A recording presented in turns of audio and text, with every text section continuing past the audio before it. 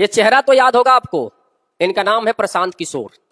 इनके बारे में कहा जाता है कि जिसके साथ खड़े हो जाते हैं उनकी जीत पक्की हो जाती है। आपकी राष्ट्रीय राजनीति में नरेंद्र मोदी से लेकर बिहार सरकार के नीतीश बाबू से लेकर पश्चिम बंगाल की ममता बनर्जी से लेकर और अब चर्चा है कि तमिलनाडु के विजय बाबू के साथ भी इनका किरदार अहम रहा है। और इस किरदार ने ऐसा किरदार निभाया कि जिनके साथ ये गए उनकी विजय पक्की थी।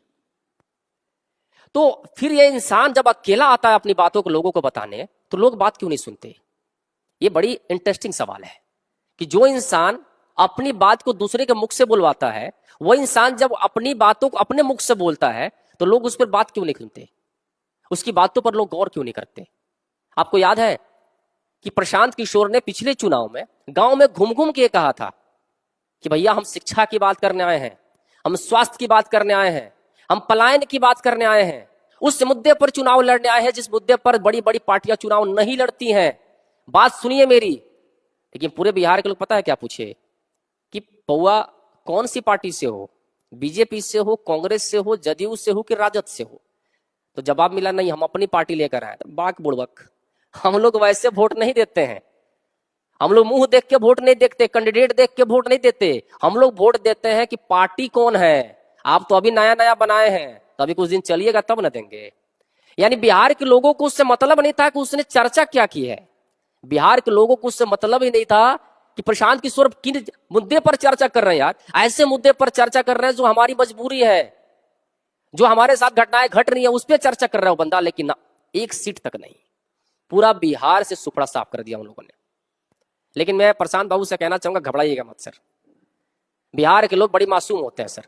एक बार जब आपको अपना लेंगे ना सर, तो लंबा समय तक लेके चलेंगे। याद कीजिए लालू प्रसाद यादव, जब उन्होंने बिहार के लोगों ने अपना लिया था उनको, तो उनको ले गए 15 साल तक खींच के। नीतीश बाबू को अपनाए तो 20 साल तक खींच के लाए। आपको भी अपनाएंगे, थोड़ा समय दीजिएगा उनको। सवाल यहां अहम हो जाता है कि क्या बिहार की राजनीति हमेशा पार्टी विशेष पर ही बन के रह जाएगी, जाति विशेष पर ही बन के रह जाएगी, कि कभी कैंडिडेट के नाम पर भी चुनाव लड़ा जाएगा? अब मैंने एक फोटो और लगाया है इसीलिए कैंडिडेट की बात करने के लिए। इनका नाम है प्रकाश झा।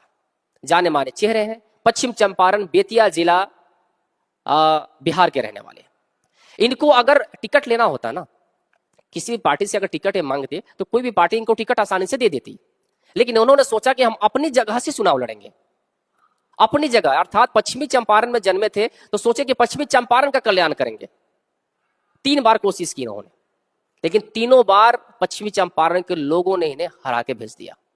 अर्थात इनके साथ भी समस्याएं वही थी जो समस्या प्रशांत किशोर जी के साथ है।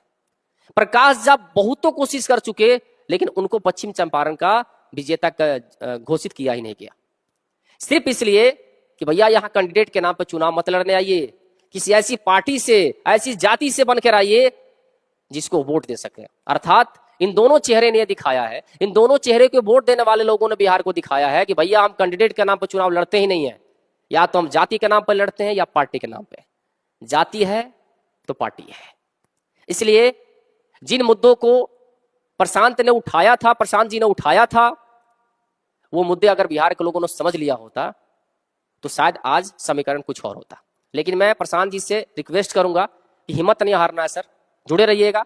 बदलाव आज नहीं तो कल होगा, और बदलाव होगा तो लोग देखेंगे कि क्या आप जिस बात पे कर रहे थे, क्या उस बातों को आप आगे लेके जा पा रहे हैं कि नहीं जा पा रहे हैं।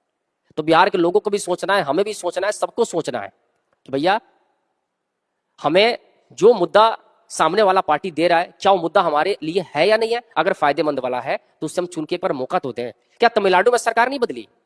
तमिलनाडु में भी तो सरकार बदली है, पूरे लोगों ने एकजुट होकर सरकार को बदला है।